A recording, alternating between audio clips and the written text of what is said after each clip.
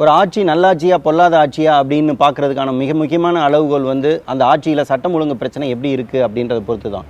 மதுரை மாணவர்கள்ட்ட கேட்போம், தமிழ்நாட்டில் கடந்த 5 ஆண்டுகளில் சட்டம் ஒழுங்கு எப்படி இருந்துச்சு அப்படின்றத. இந்த 5 ஆண்டு ஆட்சி காலத்தில் அதிமுக ஆட்சியில் வந்து சட்டம் மற்றும் ஒழுங்கு வந்து மிக மிக படு மோசமான நிலையில தான் இருக்குது. என்னன்னு பார்த்தீங்கன்னா, ஆட்சிக்கு வந்த ஒரு சில மாதங்களிலேயும் பரமக்குடியில் 7 பேர் சுட்டு கொலை செய்யப்பட்டாங்க. அதுக்காக அதிமுக ஆட்சியில் இந்த 5 வருடங்களில் என்ன நடவடிக்கை எடுத்தாங்க? ஒன்றுமே இல்லை. 7 பேரோட உயிர் தான் போச்சு. அவங்களோட குடும்பங்கள் தான் நடுத்தெருவில் வந்து நின்றது. அடுத்து பார்த்தீங்கன்னா, அடுத்து ஒரு சில மாதங்கள் தள்ளி வந்து பார்த்தீங்கன்னா, இளவரசன் வந்து கொலை செய்யப்பட்டாரு. அது என்ன, யார் கொலை பண்ணாங்க? அது கொலையா தற்கொலை என்ன எதுவுமே கிடையாது.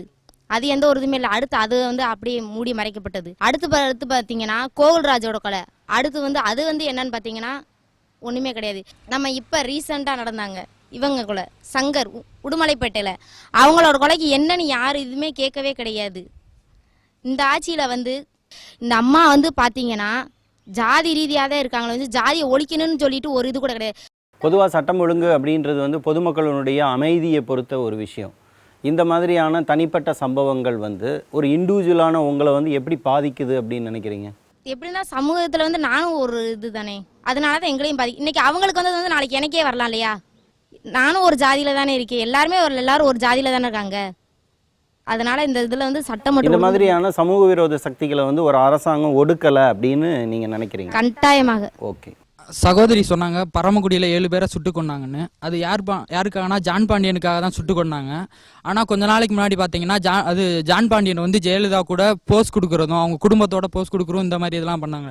ஏன்னா ஜெயலலிதாவுக்கு அப்போனா அந்த ஜாதி ஓட்டு மிஸ் ஆகிடக்கூடாது, அந்த இவங்களை வந்து பிடிச்சாதான் ஜாதி ஓட்டு அந்த ஓட்டை எல்லாத்தையும் பிடிக்க முடியும். அந்த அப்பாவி மக்களுக்கு என்ன அது அவ்வளோ பேரையும் சுட்டு கொண்டாங்க, அவங்களுக்கு உயிர் இழக்கணும்னு தேவையா? ஆனால் ஈஸியாக போய் அவங்க சேர்ந்துட்டாங்க. அவங்களுக்கு இருக்க அந்த போலீஸ் ஸ்டேஷன்ல இருக்க வழக்குகளையும் இண்டிவிஜுவல் ஜான் பாண்டியனுக்கு வந்து கொடுக்குற மரியாதைன்றது வந்து அந்த சமூக மக்கள் எல்லாமே வந்து கொடுக்குற மரியாதைன்னு நினைக்கிறீங்களா? அவர் பேச்சை தான் அவங்க சமூக மக்கள் எல்லாருமே கேட்குறாங்கன்னு நினைக்கிறீங்களா? கேட்டுக்கிட்டு இருக்கவங்கள ஒரு நம்பிக்கை துரோகம் பண்ண மாதிரி போய் சேர்ந்துருக்காங்களே சார். அதிமுக ஆட்சினாலும் சரி திமுக ஆட்சினாலும் ஒரு எறும்புல இருந்து ஒரு யானை வரைக்கும் ஊழல் பண்ணிட்டு தான் இருக்காங்க. மேலூர் தொகுதி எம்எல்ஏக்கு வந்து எம்எல்ஏ தொகுதி சார்பாக ஒரு பஸ் கொண்டு மேலூர் டு சென்னைன்னு ஒரு பஸ் கொண்டு வந்தார். தினமும் வந்து நைட்டும் காலையிலும் போயிட்டே இருக்கும். ஆனால் என்னன்னா டெய்லி வந்து அந்த பஸ்ஸுக்கு ஒரு 8 சீட்டு 10 சீட்டு வந்து எம்எல்ஏ சாமியோட சீட்டு, அவங்களோட உறவினர் வந்து உட்காருவாங்க, அவங்க மட்டும்தான் இங்கே உட்காருவாங்க. இது வந்து விஐபி சீட்டு, நம்ம போய் ஏன் நாங்கள் ஓட்டு போடலையா, இது மக்களுக்கான இதுதானே அப்படின்னு சொல்லி கேட்டா, இல்லை நீ அதை போய் சாமி எம்எல்ஏ சாமிகிட்ட போய் கேளு, எதுக்கு பேசுற அப்படின்ற மாதிரி தான் பேசுறாங்க. அப்போ ஒவ்வொரு இடத்துல இருந்து ஒவ்வொரு இண்டிவிஜுவல் அராஜகம்ன்றது இருக்கு அப்படின்னு சொல்றேன். கண்டிப்பா சட்டம் பார்த்தோன்னா மக்களுக்கு மட்டும் இல்லை, எப்படிப்பட்ட மக்களுக்கு இங்கே இருக்குன்றே நம்ம பார்க்க வேண்டியதாக இருக்குது. அதாவது பாமர மக்களுக்கான சட்டம் இங்கே எங்கேயுமே இல்லை. பார்த்தோன்னா விஜயமலையா வந்து பல 1000 கோடி கணக்கில் வந்து கடன் வாங்கியிருந்தாலுமே அவர் ஒன்றுமே செய்யலை. போன நபர் வந்து கூப்பிட்டு வச்சு மோசடி வழக்கு எவ்வித வழக்குமே தொடரல. ஆனால் ஒரு விவசாயி வந்து கடன் கட்டலைன்றத கூப்பிட்டு வச்சு அடிச்சு வழக்குகள் எத்தனையோ இருக்குது. அடுத்து பார்த்தோன்னா மீனவர் படுகொலை. இந்த மீனவர் படுகொலை சம்மந்தமாக வந்து எத்தனையோ வழக்கு சர்வதேச சட்டத்தில் துடுக்கலாம், இல்லை எத்தனை கச்சத்தீவு போனதுக்காக சர்வதேச சட்டத்தில் துடுக்கலாம். ஆனால் அதெல்லாம் செய்யாமல் மீனவர்களை வந்து விடுவீங்க அப்படின்னு சொல்லி இன்னமும் கடிதம் எழுதக்கூடிய நிலைமை தான் இருக்குது. ஒரு பாட்டில் மாக்காய்க்கில் வந்து ஒரு பாட்டு பாடுறாங்க, நடுவில் சொல்லிட்டு உத்தமின்ற ஒரு வரும், அவர் மேலே தேசத்துறவு வழக்கு. அதாவது ஒரு கருத்தை பதியும் போது ஒரு தனிப்பட்ட ஒரு பெண்ணை, அதாவது முதலமைச்சர் அமைச்சர்ன்ற ஒரு தகுதியில் இருக்கக்கூடிய ஒரு பெண்ணை அவங்க பேசுனதுக்காக அவங்க மேலே தேசத்துறவு வழக்கு தொடரப்படுது. இப்படி தான் செயல்பட்டு இருக்கு. அதே பார்த்தோன்னா ஒரு தனிப்பட்ட உரிமை அப்படின்ற கருத்துரிமைன்ற அடிப்படையில் வந்து ஒருத்தங்களை கொச்சைப்படுத்துகிற மாதிரி பேசலாமா? அவர்கள் மேலே வந்து வழக்கு வேணால் தொடரலாம், அவதூறு வழக்கு தொடரலாம். ஏன் கருணாநிதி அவர்கள் வந்து எவ்வளோ வழக்குகள் சொல்லும்போது அவர் மீது வந்து ஒரு அவதூறு வழக்கு தொடரலாம், ஒரு தேச துரோக வழக்கு மாதிரி தொடர வேண்டிய. அப்போ தேச துரோகம்ன்றது பார்த்தோன்னா எப்படின்னு பார்த்தோன்னா ஒரு இஸ்லாமிய மக்கள் மீதும் ஒடுக்கப்படக்கூடிய மக்கள் மீதும் இல்லை சமுதாய பிரச்சனைகளுக்காக போராடக்கூடிய தொடர்ச்சியான மக்கள் மீதும் இப்படி தான் போட்டுட்டு இருக்காங்க. சமீபத்தில் பார்த்தோன்னா தமிழுக்காக உயர்நீதிமன்றத்தில் போராடிய மாணவர்கள் மீது அரசு சட்டக்குழுவில் 7 பேர் மீது சஸ்பெண்ட் ஆயிருக்காங்க. காரணம் கேட்டால் மேலிடத்துலேருந்து ப்ரெஷர். யாருன்னு பார்த்தோன்னா லா செக்ரட்டரியிலேருந்து ப்ரெஷர் பண்ணுறாங்க. அப்போ ஒரு கல்லூரி நிர்வாகம்ன்றது ஒரு மக்கள், அதாவது இங்கே படிக்கக்கூடிய மாணவர்களுக்காக இயங்காமல் ஒரு வேற ஒரு அமைப்பு, அதாவது அரசியல்வாதிகளுக்கோ இல்லை தனிப்பட்ட ஒரு நபர்களுக்காகவோ இல்லை அவர்களின் கருத்துக்காகவோ நம்ம மாற்று கருத்து சொல்லும் போது அந்த நபர்களின் மீது நம்ம பாதிப்பு ஏற்படுது. 118 நாள்கள், அதாவது கொள்கை ரீதியாக போராடுறவங்க மேலே வந்து இந்த மாதிரியான வழக்குகள் அதிகமாக போடப்படுது அப்படின்னு சொல்கிறீங்க. ஓகே. இப்போ என்னென்னா தேச துரோக வழக்கு போட்டிருக்காங்க, மதுவிலக்கை பற்றி போட்டிருக்காங்க.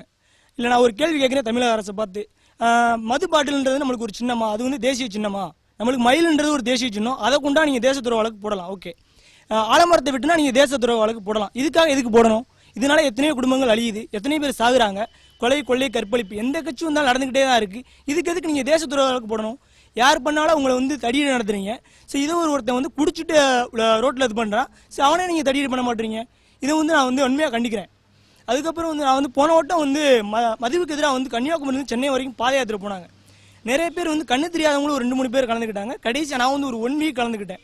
ஸோ அதில் பார்த்தீங்கன்னா அது எந்த இதுவுமே கிடையாது டிவியில். இப்போ வந்து ஸ்டாலின் போனார், போகும்போதே தெரிஞ்சிச்சு இந்த போகிறாரு, அங்கே போயிட்டு இருக்காரு, இங்கே போயிட்டு இருக்காரு, அதை மட்டும் சொல்கிறாங்க.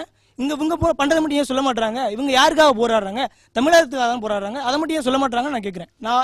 நான் வந்து ஒரு ஜனநாயகத்துக்கு ஓட்டுக்கு போடணும்னு சொல்லும்போது நான் வந்து எந்த கட்சிக்குமே ஓட்டு போட மாட்டேன். ஏன்னா எந்த கட்சியுமே சரியில்லை, இந்த கட்சி நல்லா இருக்கும், இந்த கட்சி நல்லா இருக்கும் அப்படின்னு யாருமே சொல்ல முடியாது. ஏன்னா எல்லாருமே வந்து ஒரு இது பிஸ்னஸாக தான் அதை பார்க்குறாங்க. முன்னாடி வந்து ஒரு அரசியல்ன்றது வந்து ஒரு வியாபாரம் ஆயிடுச்சு, எல்லாருமே ஒன்றா தான் பிஸ்னஸ் பண்ணுறாங்க அப்படின்றது உங்களோட அபிப்பிராயம்.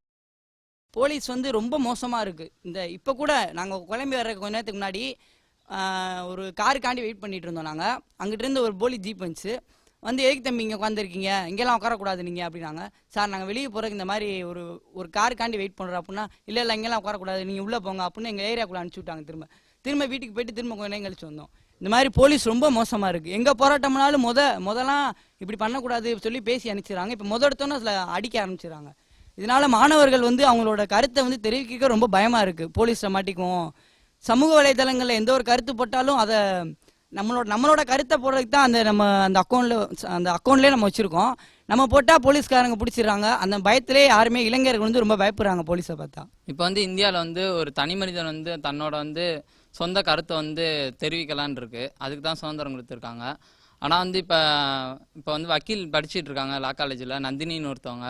அவங்க வந்து நிறைய தடவை வந்து மதுக்காண்டி வந்து நிறைய இடத்துல போராட்டம் நடத்தியிருக்காங்க. மாணவர்கிட்ட வந்து இதுக்கான விழிப்புணர்வை கொண்டு வரணும்னு நிறைய இடத்துல நோட்டீஸ் கொடுத்துருக்காங்க.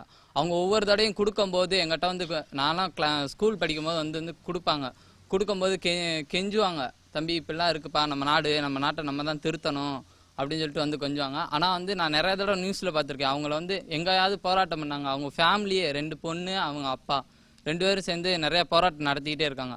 உடனே அவங்கள என்ன செய்யறாங்க, நம்மளுக்காண்டி தான் அவங்க போராட்டம் நடத்தணும், நம்ம நன்மைக்காண்டி. ஆனால் யாருமே அதை பொறுப்படுத்திக்கிறாம அவங்கள கொண்டு போய் வந்து ஜெயிலில் வச்சுக்கிறாங்க, பிடிச்சிட்டு போய் அமைதி வழியில போராடுறவங்களுக்கும் வாய்ப்பு தரப்படுறது இல்லை அப்படின்னு சொல்றாங்க. ஓகே, இந்த ஆட்சியில் மட்டும் இல்லை, கடந்த 10 வருஷ காலமாகவே ஒரு சட்டம் இல்லை ஒரு கவர்மெண்ட் ஆஃபீஸு போலீஸ் ஸ்டேஷன் அப்படின்னு போனோம்னாலே அது ஒரு வலிமையானவர்களுக்கான சட்டமாகவும் மட்டும்தான் இருக்குது.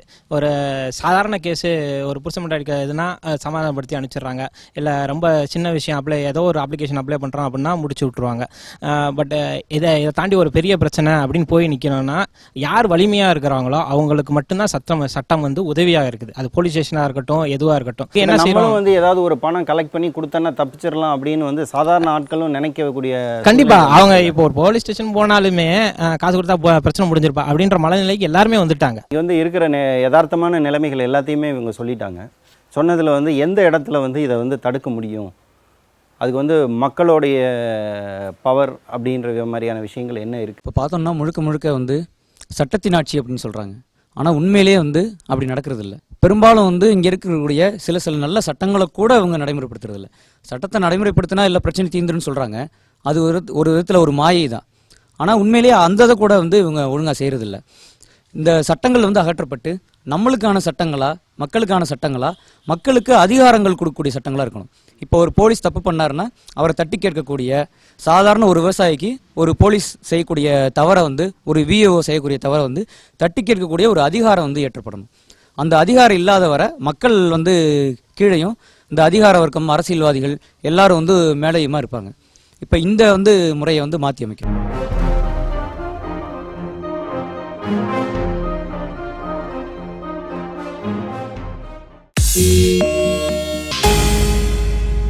முதலமைச்சரான கருணாநிதி செஞ்ச ஊழல்களோட தொகுப்பு சர்க்காரியா கமிஷன் அறிக்கைக்குள்ள புதஞ்சு கிடக்குது. தன்னுடைய 43வது வயசுல முதலமைச்சரான ஜெயலலிதா செஞ்ச ஊழல்களோட தொகுப்பு இந்திய நீதிமன்றங்களோட கேஸ் கட்டுகளுக்குள்ள